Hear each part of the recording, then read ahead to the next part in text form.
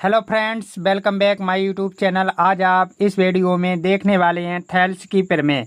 एक त्रिभुज की एक भुजा के समांतर खींची गई सरल रेखा अन्य दो भुजाओं को जिन दो बिंदुओं पर प्रतिच्छेद करती है वे बिंदु भुजाओं को समान अनुपात में विभाजित करते हैं। देखिए, भुजा BC एक भुजा है BC। इसके समांतर हम एक सरल रेखा खींचेंगे। ओके, एक सरल रेखा खींचेंगे इस प्रकार, बिल्कुल एक सरल रेखा खींचेंगे और देखेंगे। ठीक है, ये हमने सरल रेखा खींची है, BC के समांतर है। ठीक है, और ये जो सरल रेखा है किन किन दो बिंदुओं पर काटती हैं। मान लीजिए ये बिंदु क्या है, D है।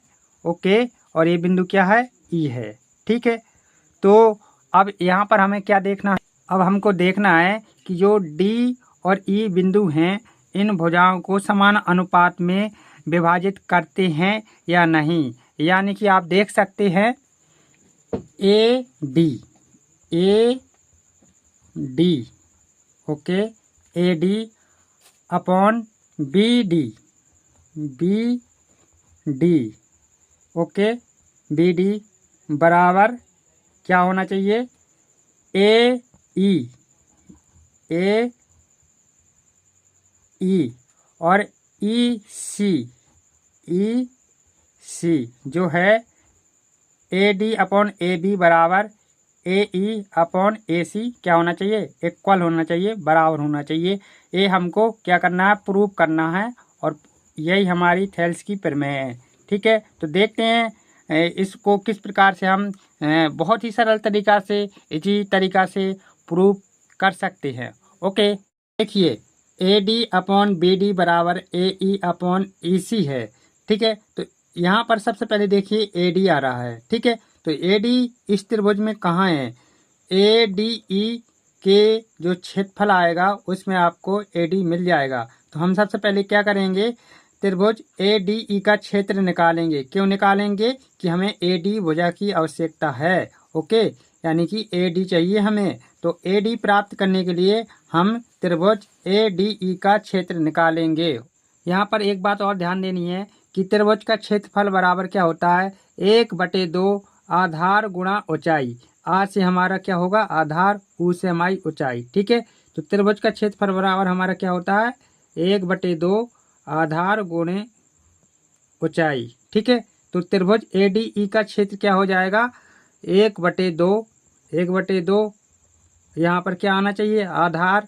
ठीक है, आधार हमारा क्या होगा, AD होगा, लेकिन ऊंचाई इसमें क्या होगी। ठीक है, यहाँ पर हमें ऊंचाई की आवश्यकता पड़ रही है, तो क्या करेंगे हम, देखिएगा त्रिभुज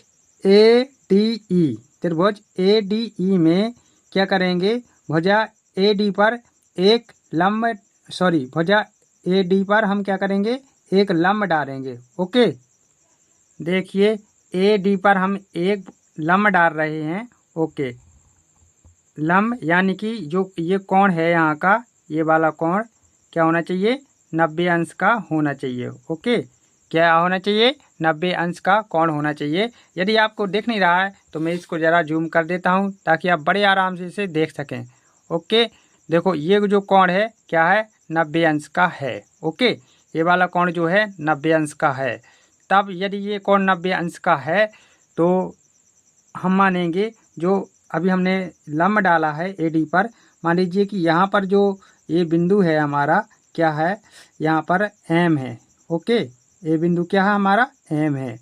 ओके, ये बिंदु M है, तो ME है AD पर लंब। ठीक है, तो अब हमारी जो ऊंचाई है ADE त्रिभुज की ऊंचाई है वो क्या है, ME हमारी ऊंचाई हो गई है। ओके, ME ऊंचाई हो गई है।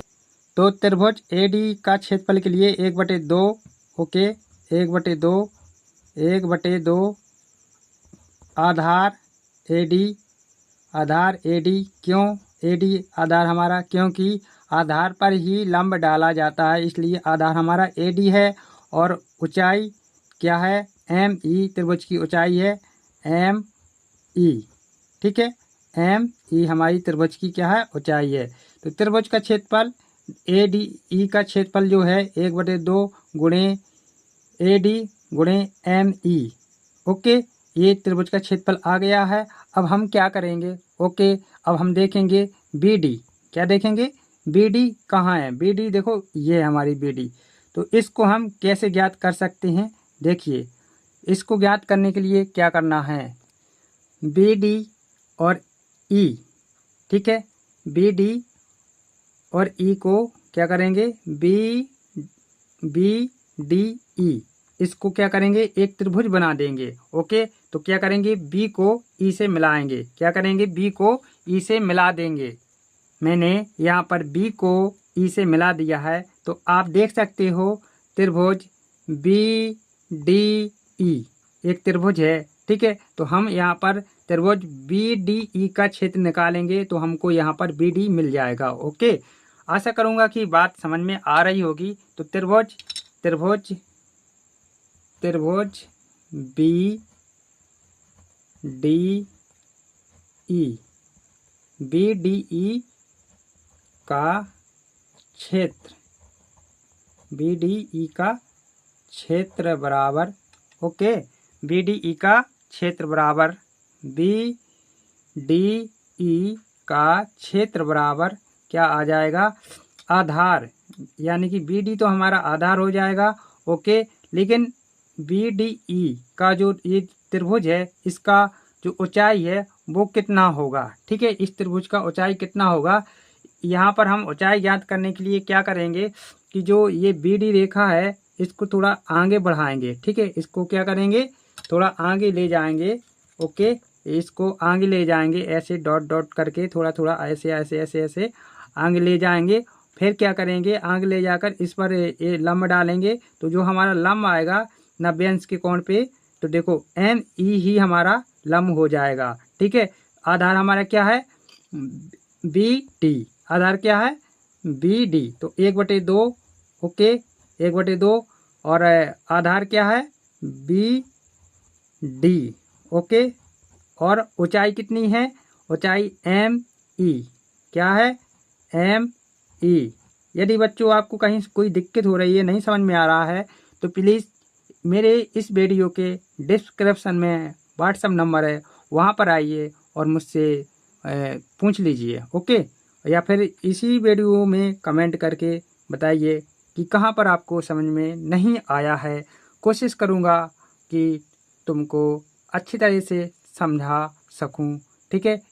आपसे व्हाट्सएप कॉल करके या फिर वीडियो कॉल करके या जैसे भी चाहो उस तरीक़ा से आपको समझाने का पूरा प्रयास करूँगा। ओके, अब आपको क्या करना है, त्रिभुज ए डी ई का क्षेत्र में त्रिभुज बी डी ई का भाग देना है, त्रिभुज बी डी ई का क्षेत्रफल का भाग देना है, ठीक है। तो त्रिभुज ए डी ई का क्षेत्र, ए डी ई का क्षेत्र बटे त्रिभुज बी डी ई का क्षेत्र, ओके, इसका क्षेत्र क्या करना है, बटे कर देना है, ठीक है। इन दोनों के क्षेत्र को देखो, ए डी ई का क्षेत्र बटे त्रिभुज बी डी ई का क्षेत्र करना है। ओके, कोई दिक्कत नहीं होगी, आशा करूँगा सभी बातें समझ में आ रही होंगी। तो क्या है, त्रिभुज ए डी ई का क्षेत्र कितना है, 1/2 गुणे ए डी गुणा एम ई, कितना है, एम ई, और बटे में 1/2 गुणे बी डी गुणे एम ई।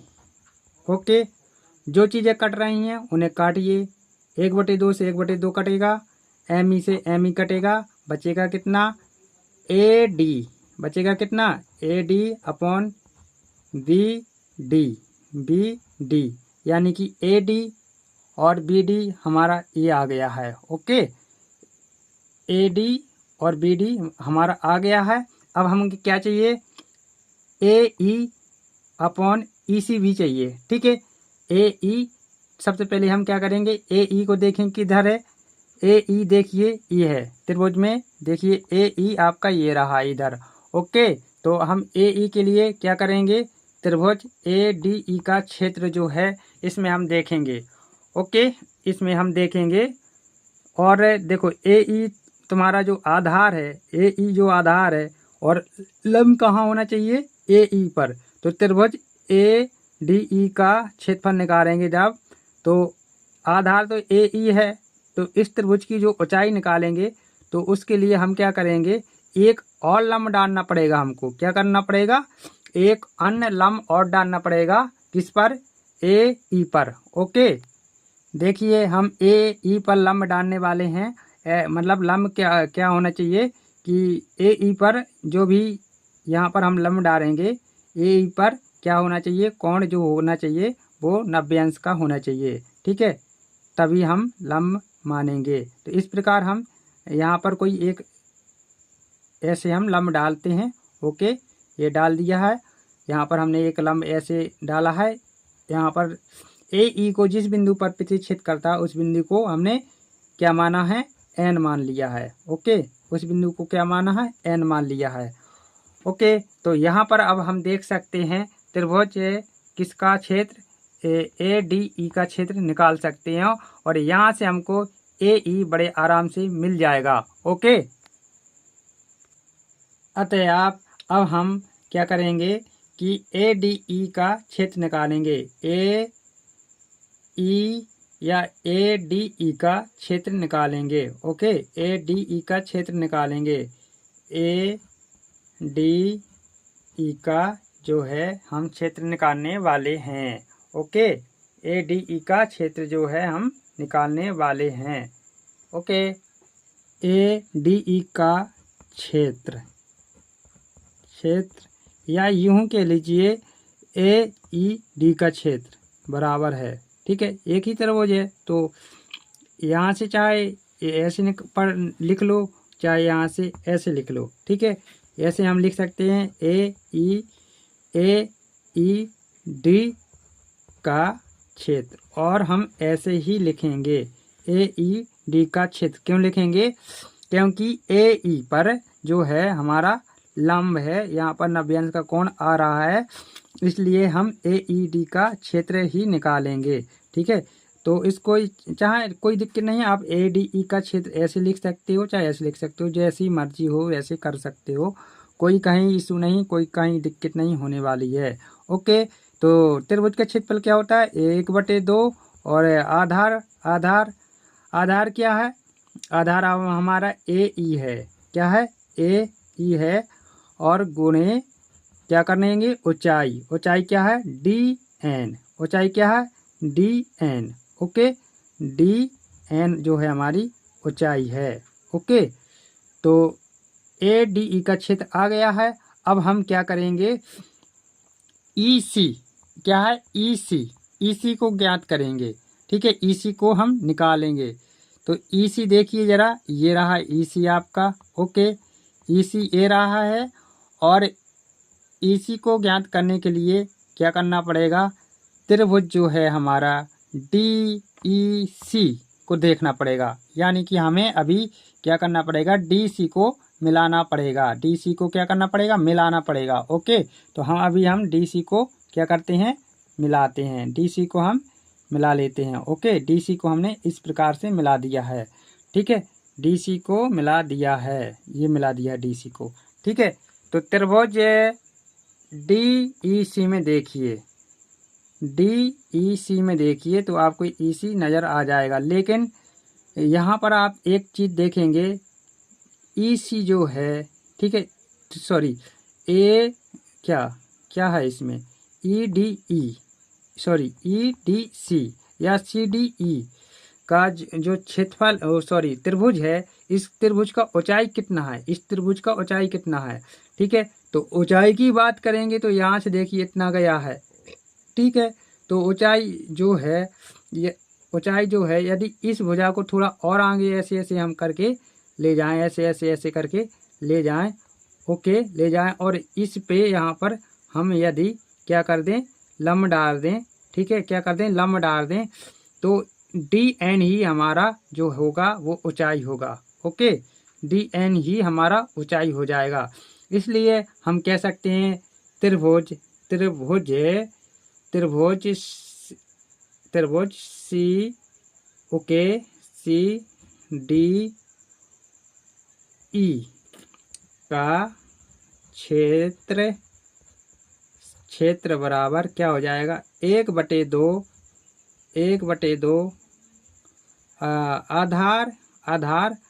आधार क्या है, ई सी जो है हमारा आधार है, और ऊंचाई क्या है, डी एन हमारी ऊंचाई है। ओके, डी एन हमारी ऊंचाई है। अब क्या करेंगे, त्रिभुज ए डी ई का क्षेत्र में त्रिभुज सी डी ई का क्षेत्र का हम भाग कर देंगे। ओके, भाग कर देंगे। देखिए, जो अभी हमने पहले ज्ञात किया था, इसको हम समीकरण 1 दे देते हैं नाम, और ठीक है, थोड़ा देखिए, त्रिभुज ए डी ई का क्षेत्र में हम सी डी ई का क्षेत्र का भाग करेंगे। त्रिभुज ए डी ई का क्षेत्र बटे क्या करेंगे, त्रिभुज सी डी ई का क्षेत्र का हम क्या करेंगे, भाग देंगे। ओके, तो हम इसका भाग दे रहे हैं। त्रिभुज ए डी ई का क्षेत्र किधर है, त्रिभुज ए डी ई का क्षेत्र ए रहा, ए डी ई का क्षेत्र क्या है, 1/2 गुणा आधार यानी कि ए ई, और क्या है, डी एन, क्या है, डी एन। ओके, फिर यहाँ पर क्या है, 1/2 गुणे ई सी गुणे डी एन। ओके, तो 1/2 से 1/2 को काटेंगे, डी एन से डी एन को भी काट देंगे। ओके, बचेगा कितना हमारा, बचेगा क्या, ए ई अपॉन ई सी। ओके, काटने के बाद हमारा एक ये समीकरण आ गया है। ठीक है, ये समीकरण जो हमारा होगा, ये समीकरण 2 हो जाएगा। इस समीकरण को हम नाम क्या देंगे, समीकरण 2। कितना देंगे, समीकरण 2। और यहाँ पर हमारा क्या है, ए ई और ए सी किसका है, त्रिभुज ए डी ई का क्षेत्र और बटे त्रिभुज सी डी ई का क्षेत्र है। ठीक है, अब हम क्या करेंगे, जो है समीकरण 1 है और समीकरण 2 है, इसको क्या करेंगे, हम इक्वल करेंगे और चेक करेंगे क्या ये दोनों समीकरण इक्वल हैं या नहीं। तो त्रिभुज हम लिख सकते हैं, त्रिभुज ए डी ई का क्षेत्र, प्यारे बच्चों यहाँ समझना बहुत ज़रूरी है। ठीक है, त्रिभुज ए डी ई का क्षेत्र और बटे त्रिभुज बी डी ई का क्षेत्र। ओके, बराबर क्या, बराबर इसके बराबर हो सकता है त्रिभुज ए डी ई का क्षेत्र। ओके, बटे त्रिभुज सी डी ई का क्षेत्र। ओके, आप एक चीज़ इसमें देख सकते हैं, त्रिभुज ए डी ई का क्षेत्र जो है, त्रिभुज ए डी ई के क्षेत्र एकदम बराबर है। तो क्या इसको हम काट नहीं सकते, हाँ बिल्कुल काट सकते हैं, क्योंकि ये जो है बराबर में है, तो इसको हम ऐसे काट देंगे। तो क्या बचेगा हमारा, यहाँ पर हमारा इस प्रमेय को ज़रा मैं विस्तार से समझाना चाहता था, इसलिए मैंने इसको विस्तार से समझाया ताकि कमज़ोर से कमज़ोर भी बच्चे इसको समझ सकें। ओके, टाइम लग सकता है ज़्यादा, लेकिन एक बार आप समझ लोगे तो इस प्रमेय को बड़े आराम से समझ सकते हो और बड़े आराम से इसको सोल्व कर सकते हो। काटने के बाद हमारा ये आएगा, यहाँ पर क्या आ जाएगा। ओके, देखिए, काटने के बाद आप लिख सकते हो, इसको क्या लिख सकते हो, त्रिभुज बी डी ई का क्षेत्र जो है क्या है, त्रिभुज सी डी ई का क्षेत्र के बराबर है। ओके, इतना लिख सकते हो। लेकिन अब इसको हमें सिद्ध मतलब वेरीफाई करना है, सिद्ध करना है क्या ये दोनों के क्षेत्रफल जो हैं बराबर हैं, ये दोनों त्रिभुजों के क्षेत्रफल बराबर हैं। यदि ये दोनों बराबर हैं तो हमारा क्या हो जाएगा, जो हमें सिद्ध करना था वो सिद्ध हो जाएगा। ओके, यहाँ पर हम लिख सकते हैं त्रिभुज त्रिभुज बी क्या बी डी ई व त्रिभुज त्रिभुज सी डी ई। ओके, देखिए त्रिभुज बी डी ई और सी डी ई क्या है, डी ई पर जो है, डी ई पर दोनों का आधार है, ठीक है, और जो डी ई है वो बी सी के क्या है, समांतर है, ठीक है। तो डी ई व बी सी के बीच दो समांतर रेखाओं के बीच के जो त्रिभुज हैं तो ये कैसे होंगे, आपस में बराबर होंगे। ओके, कैसे होंगे, आपस में बराबर होंगे। तो हम लिख सकते हैं बी डी ई व त्रिभुज सी डी ई एक ही आधार के क्या है, एक ही आधार, एक ही आधार। इसका आधार क्या है भैया, तो इसका आधार क्या है, डी ई, क्या है, डी ई है। तथा समांतर रेखा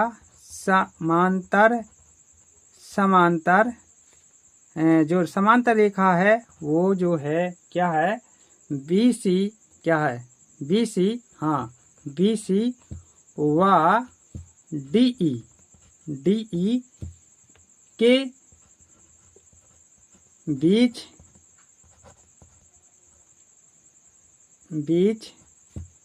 बने त्रिभुज हैं, क्या है, बने त्रिभुज हैं।